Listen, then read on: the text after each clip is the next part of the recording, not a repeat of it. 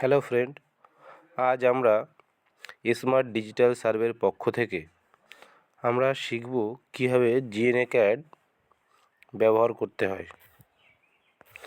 তার জন্য আমরা প্রথমে চলে যাব জিএনএ-ক্যাড অপশানে।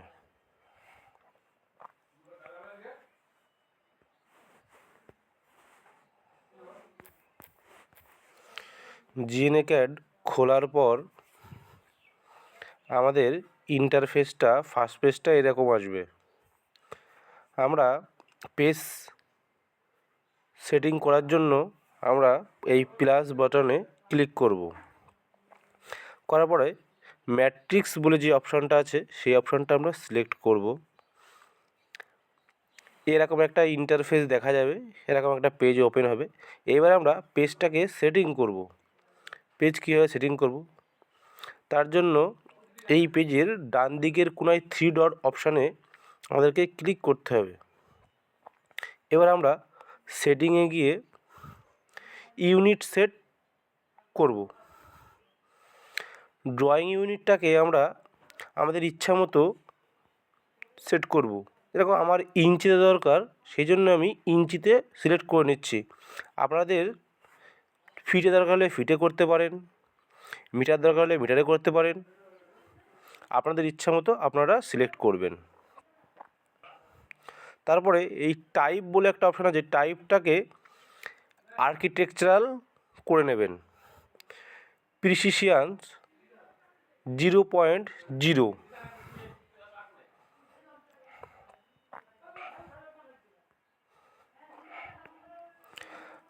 আর এই লাস্টের দিকে এরিয়া বলে একটা অপশান আছে, এরিয়ার ভেতরে যে টাইপ আছে টাইপটাকে আমরা স্কোয়ার ফিট করে নিচ্ছি। আপনাদের যদি অন্য কিছু মনে হয় অন্য কিছু করে নিতে পারেন। তারপরে ব্যাকে গিয়ে আবার সেই ফার্স্ট পেজে চলে আসবে। আসার পর আবার ডান দিকের কোনায় 3 ডটে ক্লিক করে আমরা ফরম্যাট অপশানে যাব। যাওয়ার পর এরকম অপশান আসবে layer, line types, text style, dimension style, point style, layouts. আমরা প্রথমে ডাইমেনশান স্টাইলটা সেটিং করে নেব। ডাইমেনশান স্টাইলে ক্লিক করার পর এরকম একটা ইন্টারফেস দেখা যাবে। তারপরে আমরা ISO 25-এ ক্লিক করব। করার পরে আমরা প্রথমে এই ডিম লাইন কালার অতএব ডাইমেনশান লাইন কালারটাকে আমরা রেড করে নিচ্ছি। এই সব অপশানগুলো আমাদের আর সিলেক্ট করার প্রয়োজন নেই। যেইগুলো আমাদের দরকার আমি স্রেফ সেইগুলোই সিলেক্ট করে ঠিক করে নেবো। আমাদের যেটুকু কাজ করার প্রয়োজন সেটুকুই করে নেবো। এই সব কটা অপশানেরই কাজ আছে, কিন্তু আমাদের যেটুকু দরকার আমরা সেটুকুই করব। তো আমরা এই যে টেক্সট কালারটাকে আপনারা আপনাদের ইচ্ছা মতো করে নেবেন। আমি আমার প্রয়োজন লাল, আমি লাল করে নিচ্ছি। টেক্সট হাইটটাকে আমি 8 ফুট করে নিচ্ছি। আপনাদের যেটা দরকার আপনারা সেটা করে নেবেন।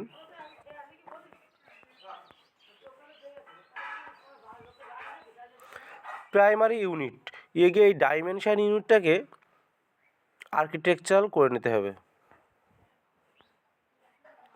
আর এখানে আমরা আর কিছু চেঞ্জ করব না। একঘাট এই যে ISO 25-এ একঘাট ব্যাকে গিয়ে 3 ডটে ক্লিক করে ISO 25-এর ওখানে সেট কারেন্ট বলে একটা অপশান আছে, তাতে আমরা সিলেক্ট করে নেব। তারপরে আমরা এই গুণ চিহ্ন দিয়ে কেটে বেরিয়ে এসে প্রথম পেজে আবার সেমভাবে 3 ডটে গিয়ে ফরম্যাটে ক্লিক করে টেক্সট স্টাইলটাকে চেঞ্জ করব। এই স্ট্যান্ডার্ড আছে, এই স্ট্যান্ডার্ডে ক্লিক করার পর ফন্ট নেম, টেক্সটের যে নেম ফন্ট নেম সেটাকে আমি চেঞ্জ করে নিচ্ছি।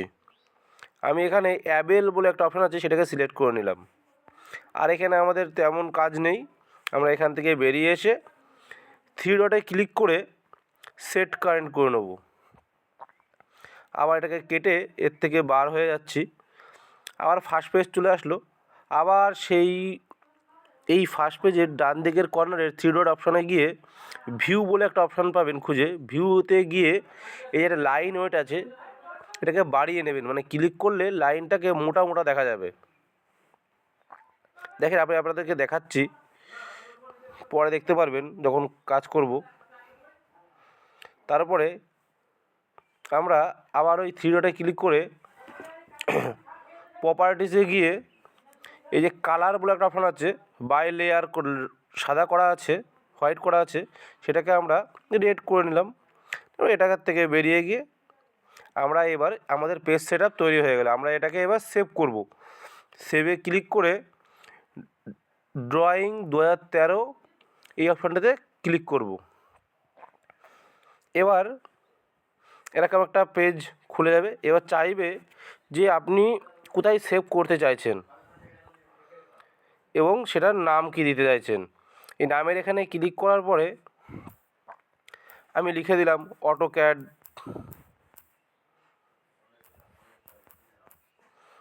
DWG বলে সেভ করে নিলাম। এটা আপনি আপনার ইচ্ছা মতো জায়গায় সেভ করে নিতে পারবেন। এই আমাদের পেজ সেট আপ হয়ে গেল।